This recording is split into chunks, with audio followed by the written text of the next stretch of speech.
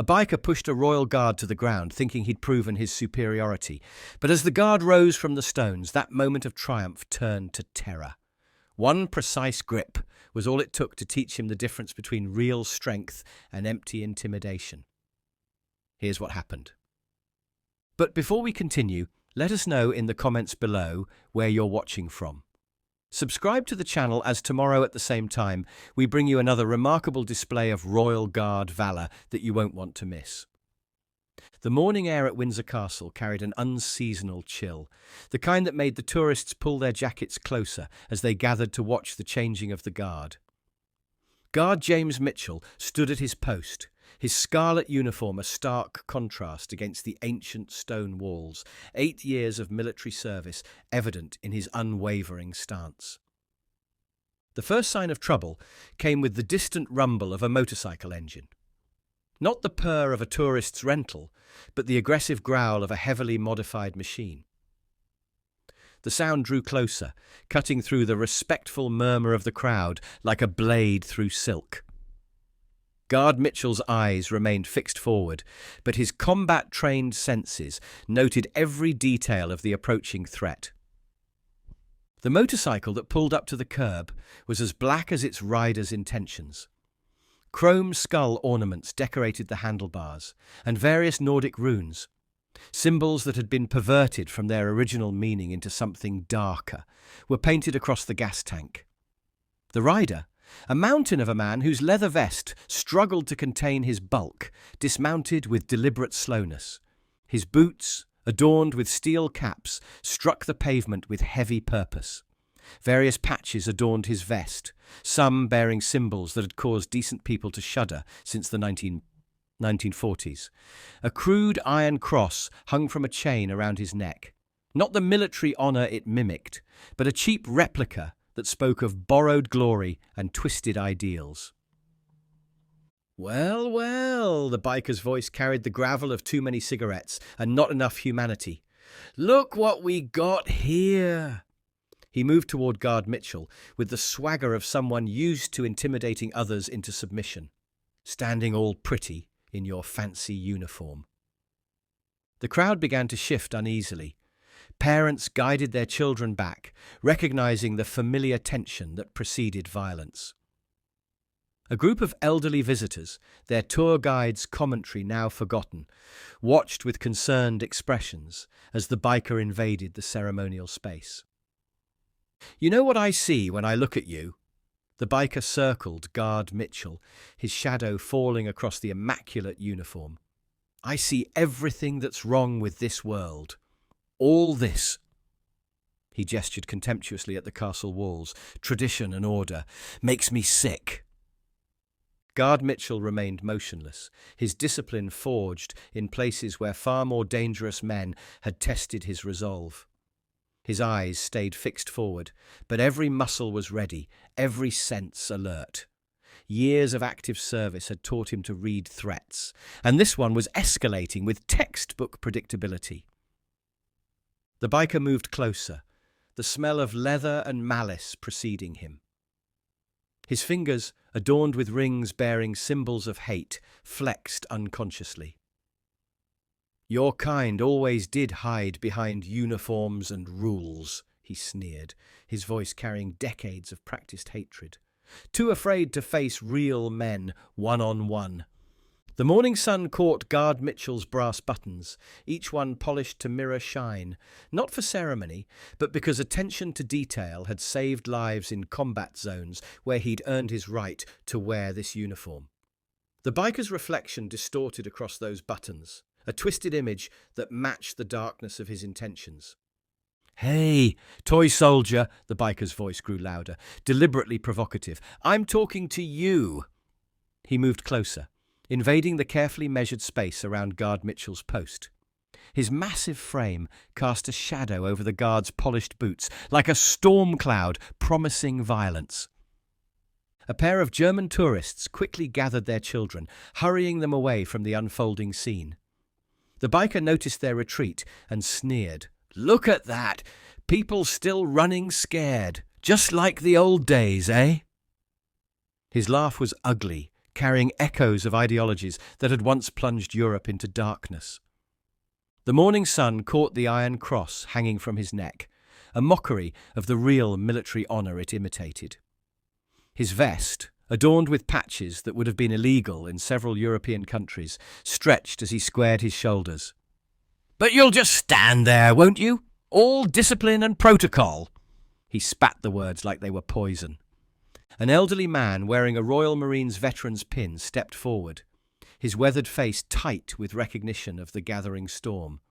But before he could speak, the biker's head snapped around, fixing him with a glare that had intimidated countless others into silence.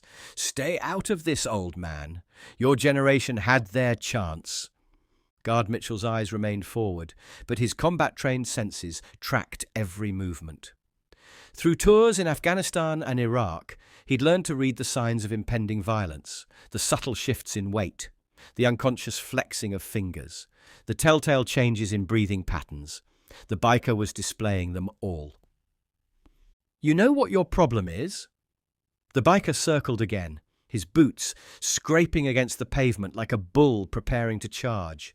"You're part of the system that's making everyone soft. All these rules, all this ceremony." He gestured at the castle walls.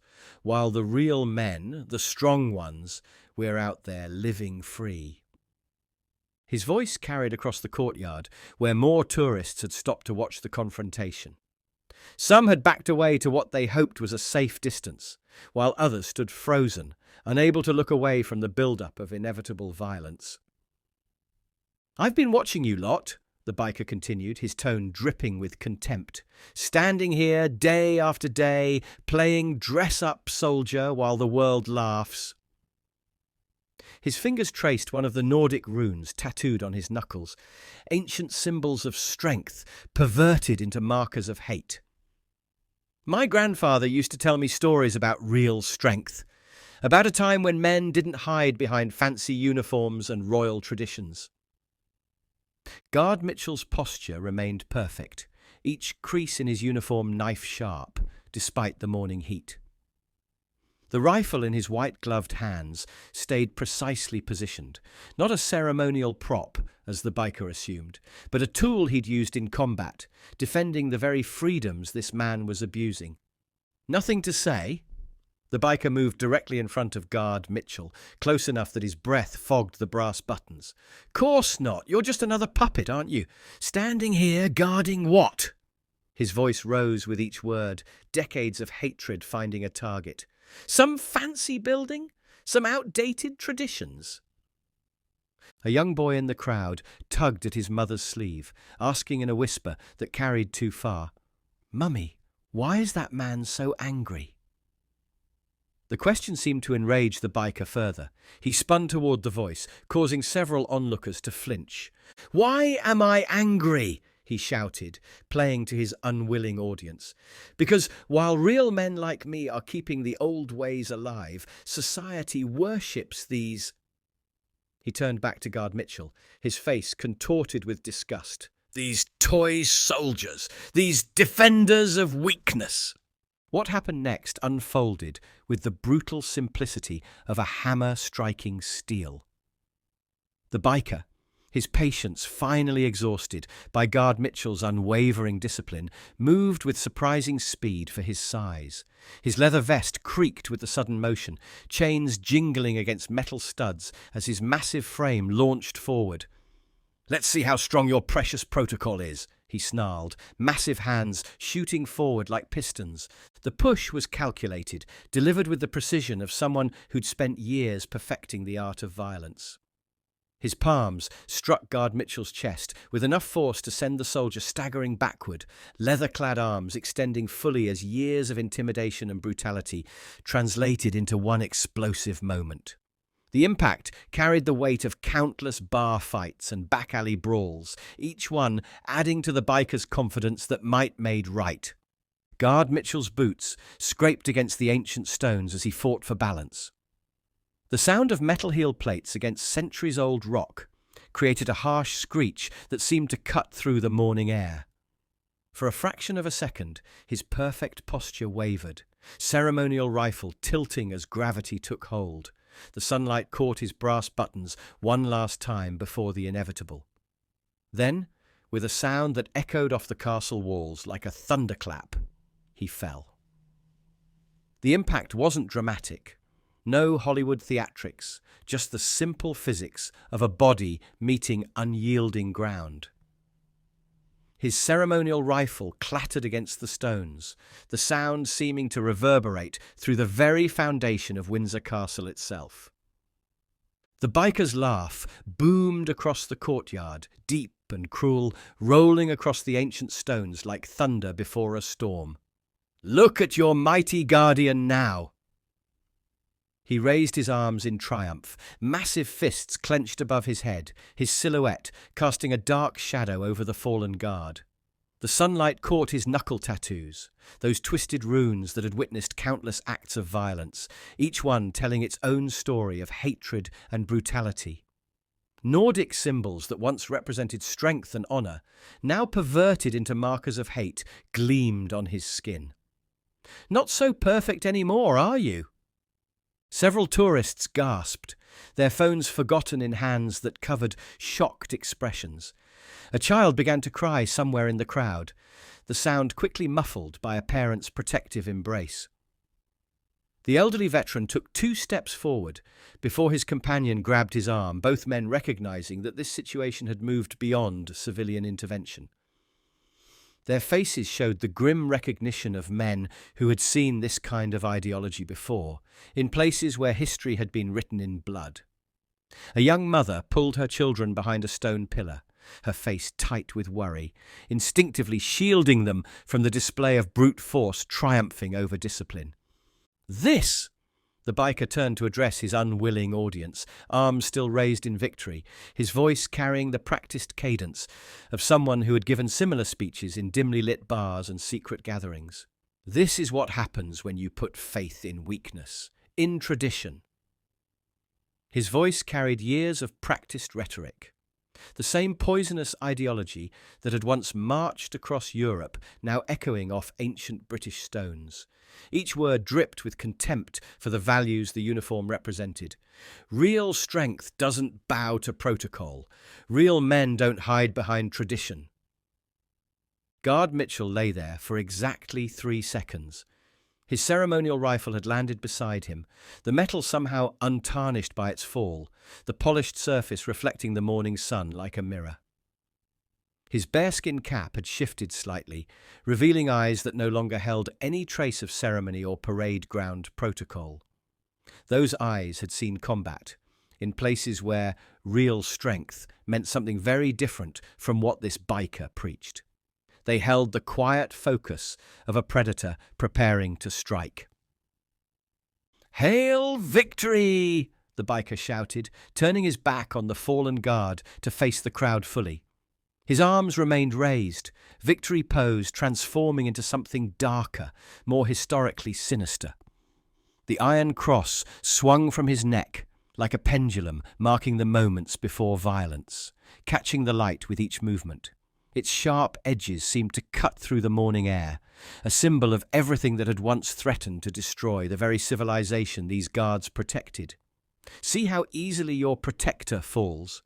See how quickly tradition crumbles before real power. But he'd made a critical error, one that men like him, drunk on their own sense of superiority, often made. An error that had cost others dearly on real battlefields where Guard Mitchell had earned his right to wear the scarlet uniform. He'd assumed that protocol meant weakness, that discipline meant submission, that a guard's ceremonial stance meant he'd forgotten how to fight. His arrogance had blinded him to the years of combat training hidden beneath the ceremonial exterior. Most critically, he'd turned his back on a soldier who'd earned his uniform not in ceremonies but in combat.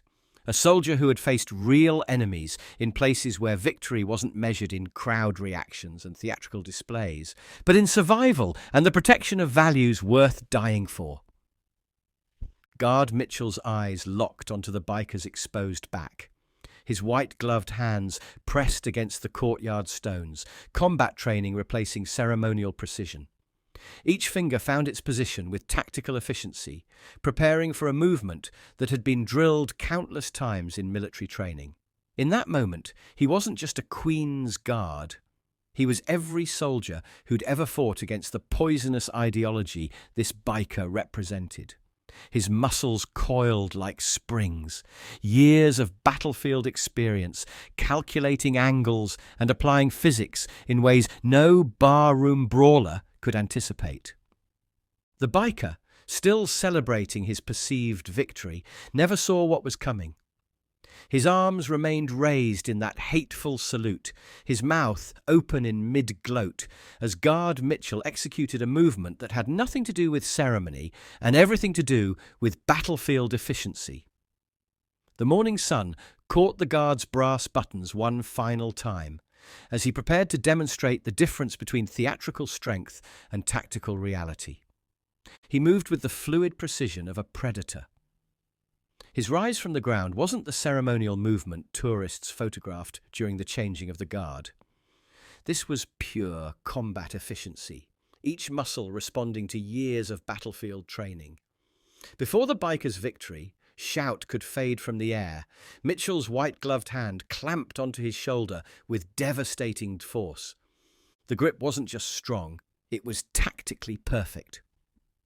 Mitchell's fingers found pressure points that bikers' bar brawls hadn't prepared him for, and the sudden pain shattered his sense of triumph. Before he could process what was happening, Mitchell executed a precise hip throw that would have made his combat instructors proud. The biker's massive frame went airborne for a split second, his arms still partially raised in that hateful salute.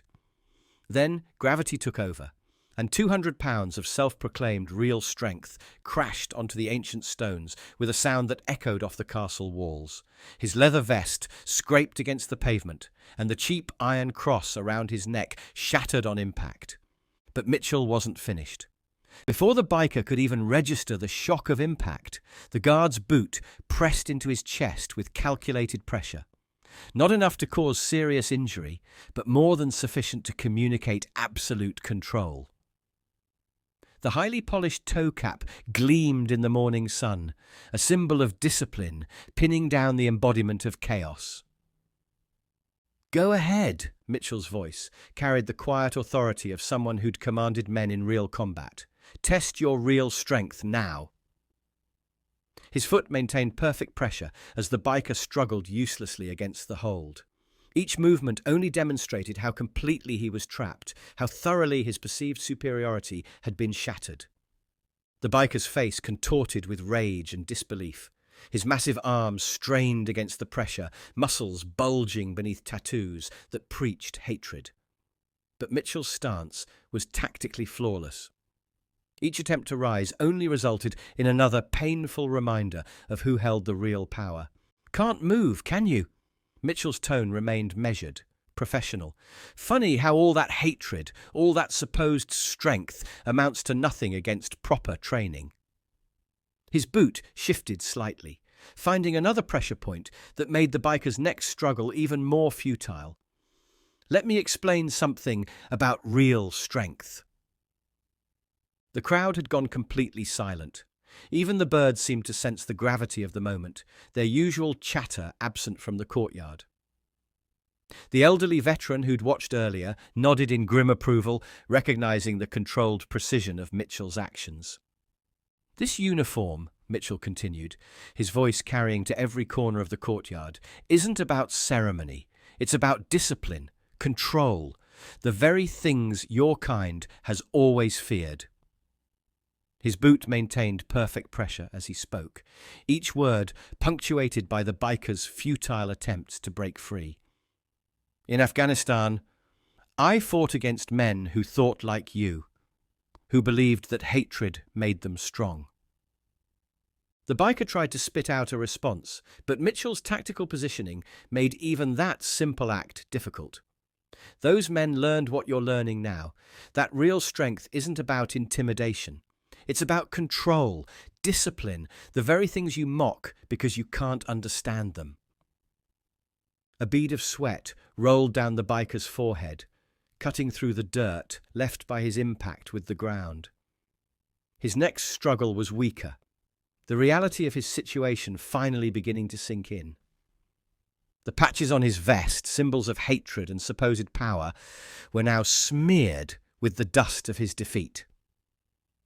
"You see," Mitchell's voice took on an edge of steel, "while you were practicing intimidation in bars, I was learning real combat in war zones. While you were collecting symbols of hatred, I was earning medals defending the freedom you abuse."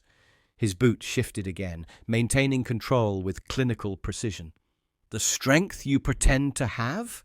We use it to protect people from men like you." The biker's face had turned an interesting shade of purple, partly from exertion, partly from the humiliation of being so completely dominated. His next words came out in a strained gasp. "You can't do this." "Actually," Mitchell replied, his voice carrying the weight of legal authority, "I can. The moment you laid hands on a Queen's Guard, you gave me every right to respond with appropriate force." His grip remained perfect, despite the biker's continued struggles. "And right now, I'm using only a fraction of what I'm authorized to employ." "Let me tell you something about the uniform you just disrespected," Mitchell's voice cut through the morning air with military precision. His boot remained firmly planted on the biker's chest, each struggle met with calculated pressure that spoke of years of combat training. "During World War II, men wearing this uniform stood against everything you represent." The biker tried to twist away, but Mitchell's positioning was flawless. Each movement only served to demonstrate how completely he was controlled. "Your kind," Mitchell continued, "marched across Europe wearing symbols just like the ones on your vest. They thought they were the embodiment of strength, too."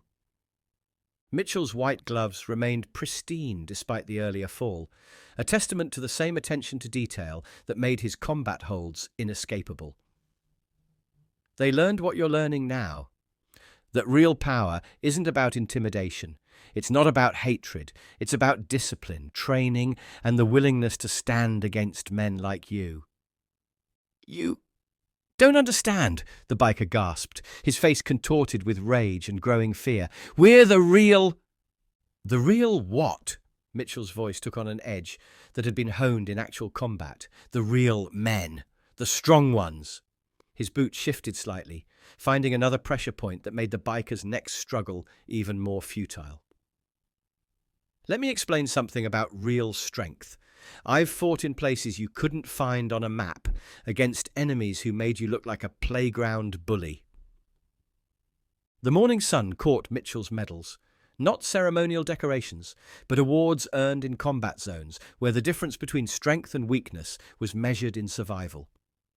"This uniform represents everything that stopped your kind 70 years ago. Every button, every crease, every medal stands for the triumph of discipline over brutality." The biker's next attempt to break free was met with such precisely applied pressure that he could only grunt in frustrated pain. His patches and symbols, which had seemed so intimidating minutes ago, now looked cheap and meaningless against the genuine authority Mitchell represented. "You want to know what real strength looks like?" Mitchell's voice carried across the courtyard, where tourists stood in respectful silence. "It's standing guard for hours in any weather, maintaining discipline while tourists mock and drunks provoke. It's representing centuries of tradition that protected this nation from men who wore the very symbols you display so proudly." He leaned forward slightly, his voice dropping to a tone that carried steel beneath its professional calm. "But most importantly, it's having the power to break you." His boot shifted again, demonstrating just how easily he could increase the pressure, and choosing not to. "That's the difference between us. You worship power without understanding it. We master it without worshipping it." The biker's face had lost some of its arrogance, but his eyes still burned with hatred. His mouth opened, presumably to spew more ideology, but Mitchell's next words cut him off. "Take a good look around you," Mitchell commanded. "Look at these walls. They've stood against stronger men than you. This uniform, it's guarded kings and queens, stood fast against real threats, not weekend warriors playing at being tough."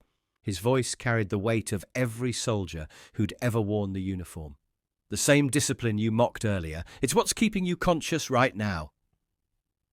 The elderly veteran who'd watched earlier stepped forward, his campaign medals catching the light. "I served in Northern Ireland," he announced, his voice carrying the same quiet authority as Mitchell's. "Faced men who thought violence made them powerful.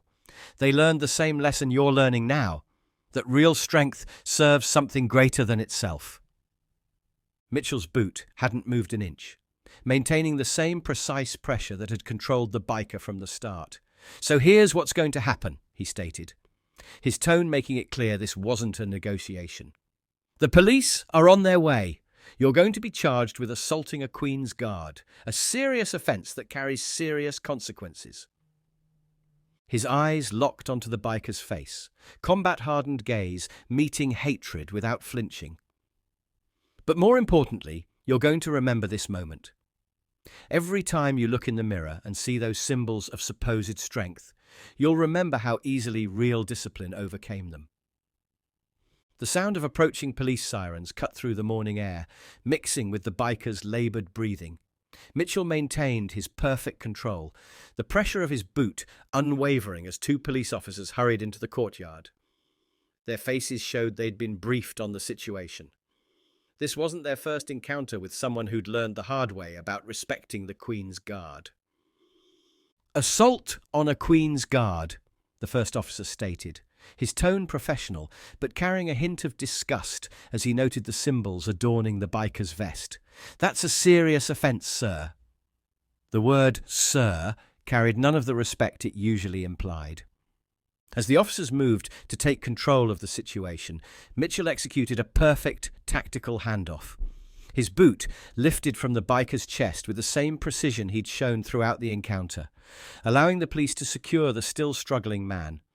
The biker's attempts to resist were met with swift, professional restraint. "You'll regret this," the biker spat as handcuffs clicked into place. "My brothers will..." "Will what?" Mitchell cut him off, his voice carrying the same quiet authority that had dominated the entire encounter. "Come test their strength against real training. Please do encourage them." His eyes, no longer holding any trace of ceremonial patience, locked onto the biker's face. "We'll be here." The biker's face contorted with impotent rage as the officers led him away. His boots, which had strutted so confidently earlier, now scraped awkwardly against the stones. The patches and symbols on his vest seemed to shrink under the morning sun, their manufactured menace exposed as hollow in the face of genuine authority. Mitchell's attention turned to his fallen rifle. With movements that spoke of years of training, he retrieved it from the ground, checking it for damage with practiced efficiency. Finding none, he resumed his post with parade ground precision. His uniform, despite the earlier scuffle, remained remarkably unruffled, a testament to the same attention to detail that had allowed him to control a much larger opponent. The elderly veteran approached, pausing a respectful distance from Mitchell's post. "Royal Marines, 82 to 95, he stated quietly. "Good to see the standards haven't dropped." His campaign medals caught the light as he straightened to attention and offered a crisp salute. Mitchell's eyes remained forward, but his posture acknowledged the veteran's presence. The moment passed between them without need for further words. Two soldiers, separated by decades, but united in understanding what the uniform truly represented. The crowd began to disperse, but their usual chatter was subdued. Parents led their children away, many taking the opportunity to explain the difference between real strength and the kind that had just been so thoroughly defeated.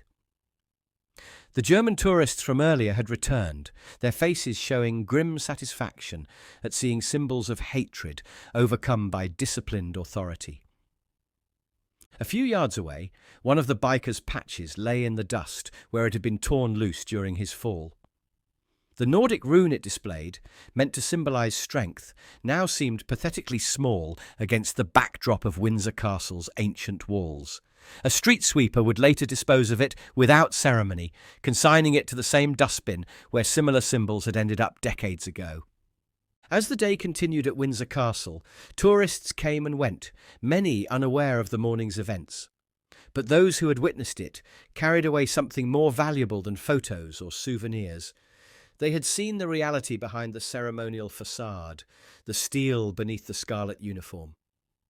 Guard Mitchell continued his watch, his bearing perfect, his attention focused forward. To casual observers, he appeared exactly as he had before the incident, a ceremonial guard maintaining his watch. But those who looked closer might notice subtle differences. The way his boots planted more firmly on the stones, how his grip on the rifle carried the readiness of recent combat, the heightened awareness in his stance that spoke of lessons learned in battle and reinforced in the heart of London. What makes a uniform more than just fabric and brass? Is it the traditions it represents, or the character of those who wear it? Perhaps, as we witness today, it's both, the perfect fusion of historical dignity and present-day strength, ready to stand firm against those who mistake ceremony for weakness. The next time you see a Queen's Guard standing motionless at their post, remember this. Behind that ceremonial stance lies years of combat training. Under that bearskin cap is a soldier who has likely served in the world's most dangerous places. Those who mistake their discipline for weakness do so at their own peril. What would you do if faced with such a display of disrespect? Would you have the discipline to wait for the right moment, or would you let anger override training? Share your thoughts in the comments below. If this story resonated with you, make sure to like this video and share it with others who understand that respect isn't just given. It's earned through discipline, dedication, and the courage to stand firm against those who challenge the values we hold dear. Subscribe to the channel for more inspiring and thought-provoking stories, and don't forget to press the bell icon so you never miss a new video. Until next time, remember that those who stand guard over our traditions do so not because they're bound by ceremony, but because they've earned the right to represent something greater than themselves. Because sometimes the quietest stance carries the loudest message. And those who mistake silence for weakness may find themselves learning the hardest lessons. Be sure to check out the videos appearing on your screen now. Each one has a powerful message you won't want to miss. Thanks for watching.